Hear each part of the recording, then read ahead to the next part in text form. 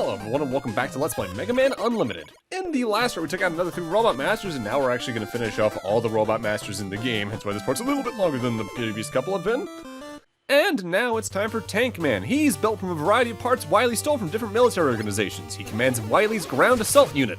His body houses many kinds of weapons used to eliminate threats from all angles. He's a rigorous leader and treats all robots under his command like scrap metal. Good point, he's disciplined. Bad point, he's a bit too grounded.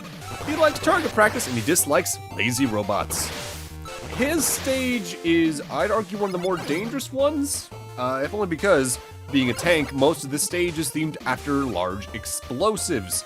In particular, he's got landmines that will detonate after you step on them. He's got landmines that'll even jump out as separate enemies. His mentors are even tanks.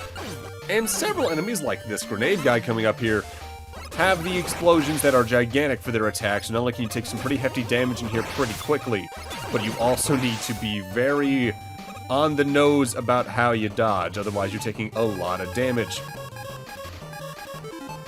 So, in this screen, we want to use the glue shot we got last time to make a block and slide this way because one of the 4 Yoku letters is in this stage. It's reasons like this that I went through the kind of weird boss order I did, where I went against weakness order in some cases, because it allowed me to get stages done in one trip. Although you can actively revisit stages in this game if you want to before heading to the fortress to either grind for bolts or otherwise. Because if I was going in true weakness order, I would have come here, I think technically at the start of last part, because Commando Man, not Commando Man, different Mega Man 10, Tankman here is weak against Nailman's Nail Shield. Although it's a bit of an unique weakness in that regard, but I'll talk more about that when we get to the boss fight. Now, I've mentioned throughout the game thus far that the special weapons in this game are really good. And I would honestly recommend using them in some cases more than your Mega Buster, as long as you have enough to use them on. Like, I obviously wouldn't recommend using maybe the one that the boss is weak to, unless it's something like the Yo-Yo Cutter that has a lot of ammo. But I would also just recommend spamming them against mini-bosses or the like anyway, because it just makes some of the stages go by so much more quickly. There is somewhat of a, I'm not going to say a resistance to using special weapons in my brain, but I definitely am more prone to using the Mega Buster in a lot of games on a first playthrough, only because I'm scared to mess up and just use up all my ammo before I might actually need it, even though that means I'm not actually using the ammo and seeing what it could be good against. Like, I distinctly remember my first playthrough in Mega Man 11, I was very on and off about using the power gear with special weapons, because even though some of those are ridiculously powerful, I just was scared, well, like, what if I need it for something coming up? When nowadays I'm like, okay, well, I can just one-shot the mini-boss and any problem's gone. Cool. No, actually, I'm thinking I should talk about this now because of how long I remember the boss fight being. The Nail Shield. It's a pretty unique weakness for Tankman, and that's not just technically his weakness, it's everything's weakness, because the Nail Shield and even Tankman's own weapon are unique in that they basically cause 0 invincibility frames when they do a direct hit on the target. So with a lot of boss fights and mini-bosses in the game, you can just stand directly in front of them with the Nail Shield and spam it over and over again, especially the part of it where it like sends all 4 nails forward, and just melt bosses' health sometimes faster than their actual weaknesses can do. The main reason I resist doing that is because I tend to prefer using Nail Shield through stages as a protective element rather than an offensive element. With that said, if you're good about getting weapon tanks from either the stages that have them or by getting enough bolts in the game because you either farmed or got really lucky, I would just recommend spamming it during the 8 main stages and then grinding afterwards, because it might just make your time a little more relaxing. Because admittedly, I don't get a lot of the shop in this playthrough from memory, barring grinding from the bird carrying case guys at Jetman stage down the line maybe. But that's mostly because, for some reason this playthrough I just got really unlucky with actual bolt drops. I've had playthroughs where I get a lot more, I've had ones where I get a lot less, since even recording this. It's kind of it feels more random than it is in the main games, if that makes any sense. Either way, we're coming up on Tankman himself, and pure tragedy. That hurt to have happened, thankfully it wasn't a game over at the least. Time for Tankman. He's honestly a very pattern-based boss overall, but he can do some damage pretty quickly. He's gonna start by charging across the screen and revving his treads up, and when he's doing this, Nothing can hit him that's not the nail shield, and you can see it really does melt his health. After that, he'll fire his shots 3 times, which will go high in a parabola, aiming at Mega Man's position. And that one will explode. His arm will fire out a missile, which flies out quickly, and that can be jumped over or slid over. And his shin cannons can fire out a slow bullet that moves faster, and you need to just kind of time yourself over. Then he'll do a fake charge across the screen, stopping where you are, then fire more, and then do a full charge. But for beating him, we actually get that exact tank arsenal attack. This is a fantastic offensive option, only because it has such a good coverage. Like, it flies far forward, it has a short range attack, and then it has the high parabola if you want to hit something from below. On top of that, the parabola piece of it will actually destroy any horizontal walls that can be destroyed, just like the Nitro Blast ones. As few as there are of those in the game, I can only think of maybe 3 or 4. And now it's time for our final, the main 8 Robot Masters. This is Rainbowman. This stage sucks, just straight up. Rainbowman's a weather control robot. He can generate fog, create rain clouds, and summon lightning. He loves to trick others by disappearing into clouds. His rainbow beam spreads over a wide angle, and his stage is basically force beam redirecting from Quick Man stage in Mega Man 2. Every hazard you see me sliding past is instant kill. Shoot those red things to redirect lasers, and otherwise this stage is just a bunch of trial and error and trying to react quickly, which is rough. I don't like stages like this to begin with. Quick Man's stage was a mistake as it already was, and this is just a worse version of it.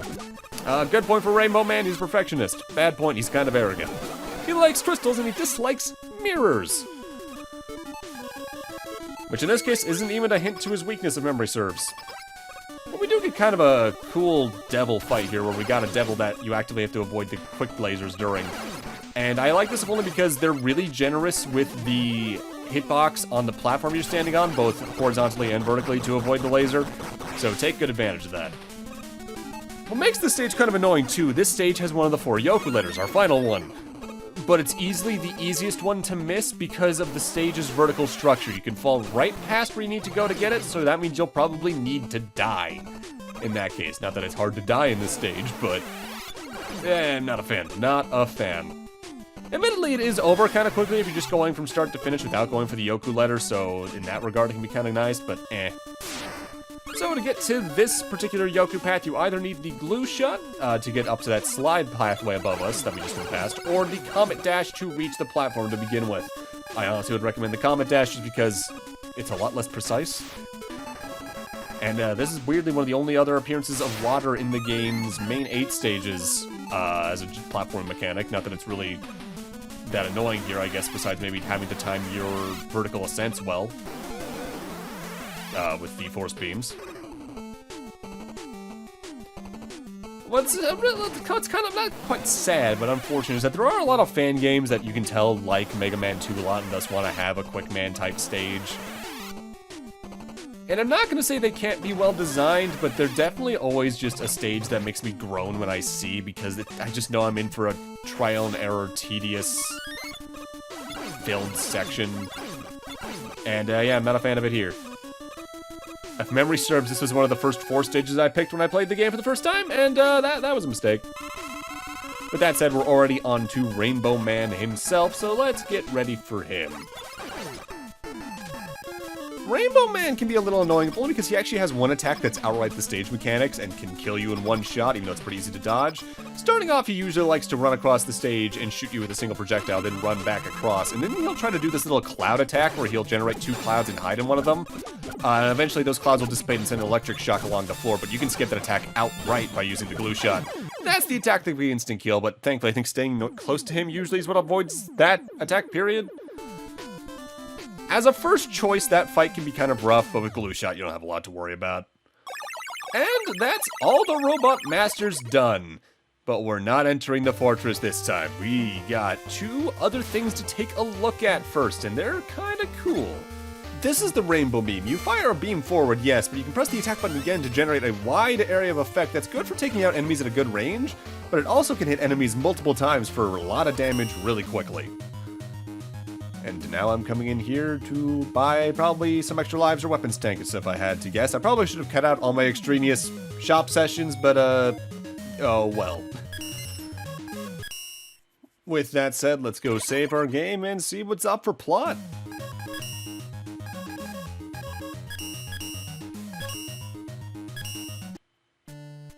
Incoming transmission.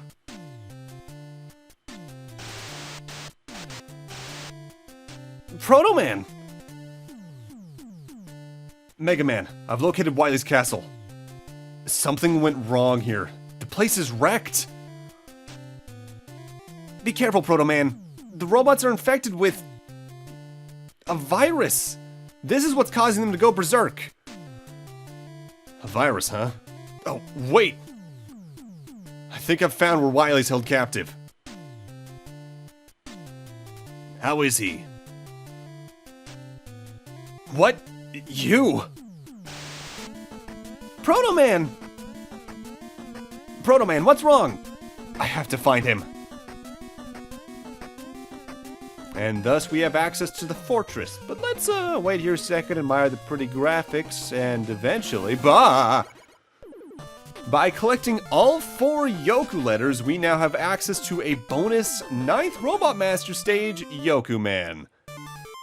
Let's let the music take a guess at what his gimmick is.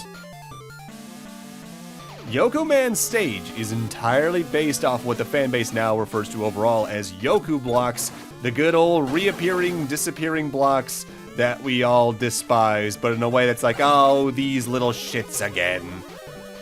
The stage does have a couple of other things to it, though. Namely, it's got fake Yoku Blocks that'll show up and actually turn into enemies. And it's got what I can only describe really as Shadow Man stage distractions, where they'll have little generators that create holograms to kind of hide the original background. And you need to take those out as soon as you can, because otherwise it's going to be really hard to see what's going on around you. With that said, let's go over Yokuman's bio. Yokuman is a master at controlling many illusions such as the infamous disappearing blocks that have plagued Megaman during his battles with Dr. Wily. Like his namesake platforms, he can also disappear and reappear at will. Because of his love for puzzles and games, he has been known for beating the greatest human minds at chess. Good point, he's elusive. Bad point, doesn't exist. He likes puzzles and he dislikes Rush, probably because we use him to skip most of these types of puzzles throughout the games to begin with. This stage can definitely be daunting, but it's one of those where if you take your time to observe your surroundings and see if you can note the patterns that the blocks reappear and disappear at, it's not that bad. And if you're having trouble to begin with and you want to use a guide, what's really cool, Megaphilix has full stage maps for every stage in the game on his website. And when it comes to Yokuman's stage, there's active numbers next to the Yoku blocks to show you what patterns show up in what timing, usually maxing out, I think, at like 4 block patterns per area. This is honestly probably the hardest chunk of it right here, because you are just littered over bottomless pits with enemies that can knock you off. This is scary, especially when you accidentally press left at one point when you really shouldn't. This is a really cool bonus for getting all the letters, I find, even if the stage itself can be kind of a nightmare on a first run. And what's cool is you do actively get a Robot Master weapon for beating this. Similarly to the DLC stages for Mega Man 10 based off the Mega Man killers from Mega Man's handheld world. I think 2, 3, and 4 were what those were from? No, I think it was 1, 2, and 3, actually. Or was it 1, 3, and 4? Wait, it was Anchor, Ballad, and Punk. I forget which ones those were from. I know there was nothing from 5, though. Ignore the mouse cursor that was on screen a moment ago on his back. Right now, it goes away. Yeah, that's the unfortunate thing. Because this game is a PC thing, I actively forgot to turn off capture cursor on the OBS recording. And every now and then I would like look at Discord real quick and I had to just to make sure it wasn't on the screen, but every now and then I screwed up with that. I think it was mostly in this stage, if memory serves, though. But you know, it makes sense because the stage is also very long. But Yokuman himself wasn't a fully original character to the game. He was included in Limited at the request of one of the game's character designers, Star Sim Universe, who created him with the intent of promoting him as his own special character and adding more material to the game overall. And from there, he kind of encouraged Yokuman to be a public domain character of sorts within the fandom that is, like, free to show up in other things. Like, I think Yokuman shows up in some of the Make a Good Mega Man level contests and all that. And I think that's really cool. I think the character's a real cool concept, and it gives more of a personality to these blocks than we've had before, at least. The later half of Yokuman's stage, though, is interesting in that it's sort of a maze, where you need to find your way to the end by looking at what areas loop over to each other and which don't. It can be annoying on a first playthrough because of this, especially because there's still instant kill scenarios in here because of spikes that pop in with the Yoku timing. But as long as you're paying attention to where you're going and figuring out, alright, which place would probably lead to where and what's arguably the hardest path to get to, you're probably going to be fine. Because usually the hardest pathway to use is the one you need to take. And watch out for these Metars with the, I guess Metools, Metars is just Battle Network, with the lasers, because they do a lot of damage for some reason. Combat Dash is also really good to use in this stage, just to help get past some of the sections a little more quickly. And as long as you head left here, you are officially out of the maze. These platforms here, by the way, the weird little tiled ones, they sort of act like the Wily 3, I think it was, whichever the Boo Beam Trap was in Mega Man 2, where parts of them are not actually platforms and some parts of them are, and you just have to feel around for what is and isn't. Thankfully, they don't usually place those directly over bottomless pits in this stage, so you don't have to worry too much, but be careful all the same. This stage can be made easier with good use of Rush Jet and all that, as usual for Yoku Block sections. So as much as it might seem kind of dirty, given that the bio even says Yokuman himself dislikes Rush, I'd recommend taking advantage of it just to make it less of a nightmare, especially right here, because you can skip a good, like, screen and a half on this particular screen by using Rush Jet right here, holding up, and sort of clipping through those blocks. If you go to the right there, you go through more Yoku Blocks, and it kind of loops back to there, and you have to slide left. I've done that since, like, playthrough 2 of this stage, just to save time. The Shadow Mega Man, by the way, right out of Plugman stage, aren't a lot to worry about, because most of the time when they're in the stage, they're placed in a way where you can just easily escape them compared to, say, Plugman stage. If anything, they're kind of just weirdly extraneous here. They feel like they're not needed. Because honestly, overall, this is a very tightly designed stage, and even though the checkpoint issue is still present here, where there's a long time between checkpoints, it doesn't feel as bad because this is such an extra stage to begin with. Like, the first checkpoint in this stage is at the start of the maze section. Before that, there's nothing, and then after it's not until the boss door over there. So, let's talk about Yokuman. He's a bit of a dangerous boss in that he actually creates Yoku Blocks to stand on, and he'll fire projectiles from them going upwards in 3 tiers. Afterwards, he'll head towards the ground, and then Yoku some spike blocks towards him in either direction, which are still instant kill. If you shoot him during that outright, he does a fake out death animation where he'll explode and then reassemble on top of you, which you need to watch out for because he does a lot of damage by contact. Outwardly, he is weak against, I believe, the Nitro Blast, and actually his own weapon, technically. This can be a hard fight if you're going Buster only, especially when it comes to realizing how the spike blocks work here. By and large, if he starts on an extreme when he comes down from the 3 tiers of Yoku Blocks, the spike blocks are going to move towards him from the opposite side, but if he comes down in the middle, the spike blocks are going to come in from both sides, so watch out for that. That fight can be punishing, especially getting a game over here, because then you have to go through that entire long stage again. But it's really worth it because his attack is one of the best in the game, and I think you can technically even get them before you beat all 8 Robot Masters from memory. You might be able to get it by the time you have like 5 or 6 beat. Because the Yoku attack sends out a Shadow Mega Man that homes in on enemies and does some good damage, but it also works a bit like the B weapon from Mega Man 9, in that if there's an item on screen, it'll home in on those and collect them for you, be it bolts, weapon energy, life energy, extra lives, I think even energy tanks and weapon tanks. It's really good.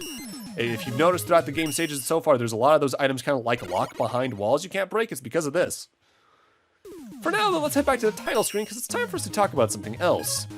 The special option here on the main menu. This is where you have a lot of the stuff that was in Mega Man 9 and 10, endless attacks, boss attacks, endurance attacks, challenges, which are like beating a boss fight without getting damaged, or the Omega fights, where they have slightly changed up damaged values, attack patterns, and speed.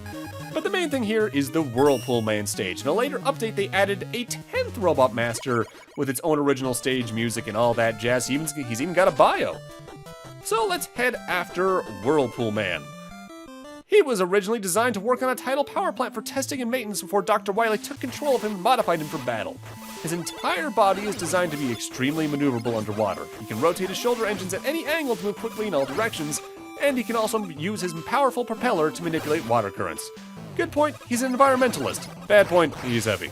He likes watermelon and he dislikes land. This is the only, like, outright Robot Master water stage in the game. There's technically another water stage in the castle, but we'll get to that when we get to it. The main mechanic of it is whirlpool generators right out of Launch Octopus's stage in Mega Man X1. You get in one, you float up, and you kind of have to maneuver those alongside about almost pits and spikes to get through the stage easily. What makes this stage kind of cool, though, is that as long as I think you've beaten them in the main game on a file, you have all your Robot Master weapons. And you're going to want to, because I believe he's weak to Glue Shot? Or is it Nail Shield? I think it's technically either. Depending if you get the max damage with Nail Shield. But what makes this stage kind of hard as well is you don't have any recovery items from the shop. There is exactly, I think, 1 energy tank in the stage itself and then 4 energy parts to make an energy tank right out of the Mega Man Game Boy game, which I forgot to mention that when we first saw those in the shop. So you need to kind of be on your best watch out here for damage, because otherwise you might be out of luck when it comes to the boss fight. Thankfully, you do automatically have the energy equalizer here as well to make it a little easier on yourself.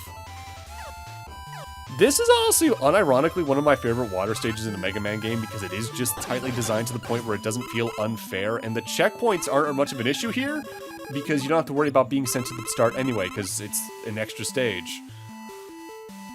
We've got a little mini-boss we're going to fight a couple times here. It's sort of a revisit to the CW-01P fights from 1 and its little weird Metroid lookalike follow-ups in Mega Man 2. That Yoku attack basically completely ignores the mechanic of you're supposed to use water physics there to jump up and shoot it while avoiding the lasers, but oh well. Now, the Omega fights. They actually do have a purpose, and I'm not doing them in the LP mostly just because I don't care to, because I don't really care about the bonus to begin with, and I feel like a lot of people aren't going to use it in their playthrough anyway. If you beat a Robot Master's Omega fight, their weapon in the main game gets its energy consumption halved. So, like Yoku Attack, for instance, you'll have a lot of. You'll have even more Yo-Yo Cutter. It'll make things like Glue Shot more spammable because you could use it for more platforms and all that. But that requires so much effort potentially fighting the harder bosses that it might not be worth it for some people, especially because if memory serves, I think you only have the Mega Buster for those, so that can be kind of a rough pattern to learn. It's there if you want it. I don't care to myself. Anyway. Although I would help with the final stage, I'll tell you that much, but that's just because the final stage is... Well, I guess the second to last stage technically is kind of a nightmare in this game, but we'll talk more about that in like 2 parts. Or is that next time? I actually cannot remember anymore. And there's Yoku Attack during its item collection thing. I love that stuff. I think what's also really neat about this stage is that it doesn't really overstay its welcome, whereas as much as I love the DLC stages in Mega Man 10, a couple of those definitely feel like they're a bit longer than they should be. I guess they had to make the, like, what was it, $2 price tag for those stages feel more worth it. I miss when DLC for a game was only like $2 to $5. It feels like we've gotten a little bit absurd with that, barring expansion packs in the past couple of years. Something I find interesting, though, and I know there's limitations that cause this at times, that I find it interesting that games like Mega Man Unlimited and other fan games will usually get better post-launch support than official titles will. And to an extent, it's because they don't have to worry about a lot of things in the way, like certification stuff or having to pay to put updates out and all that. Because I remember distinctly being convinced for a while that Mega Man 11 was going to have some sort of post-launch DLC, be it like an extra stage or 2, maybe a Proto Man mode or something like that, but we just never got that.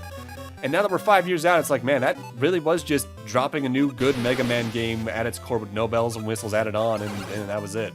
Whereas you got Unlimited here that I think is on like version 1.3 something now with a 9th hidden Robot Master and a hidden 10th Robot Master in the options, and full-out challenge modes. And 11 had sort of a challenge mode to begin with thanks to Dr. Light's lab, yeah, but the way that they handle it feels, I guess, more full of heart in a lot of fan games that do stuff like this.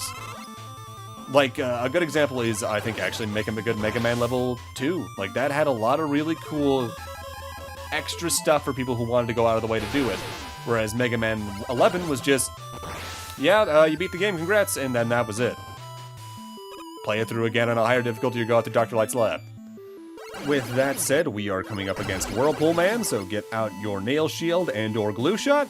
He's going to start the stage by jetting off screen and then jetting across the screen either vertically or horizontally, leaving mines in the meanwhile. I forget if these mines are instant kill. I want to say they might be. Either way, they do heavy damage. You can shoot them to destroy them, though. And while he's doing that, he's also going to shoot bubbles across the screen that contain 2 pellet shots that will explode in their directions once they either reach a point on the screen or if they're being fired upwards once they hit the ceiling. Eventually, he'll show up in one of the corners and suck in all the mines still on screen, and whenever they hit a wall, they leave out a giant radius of explosions that can be kind of hard to dodge, partnered with the water current that he's also using to suck you in. And from there, rinse, repeat. Not a lot to do here, but you gotta stay on top of taking care of the mines just so they don't cause a problem when he eventually jets them all in. Glue Shot, though, does enough damage to be worth it. And even though they don't give us a full, weapon get screen for this, we actually do get a weapon for this, the Whirlpool attack, I think it's called, or something like that. It's a water gun that squirts water forward, and you hold it down and it continues to squirt. It's not too useful on, bosses, but it can do a lot of damage against mini-bosses and enemies, and it's even going to be useful against the final boss, technically. But with that, I'm going to need to end this off here. Thank you guys for watching, and in part 4, we start off the fortress. See you guys then.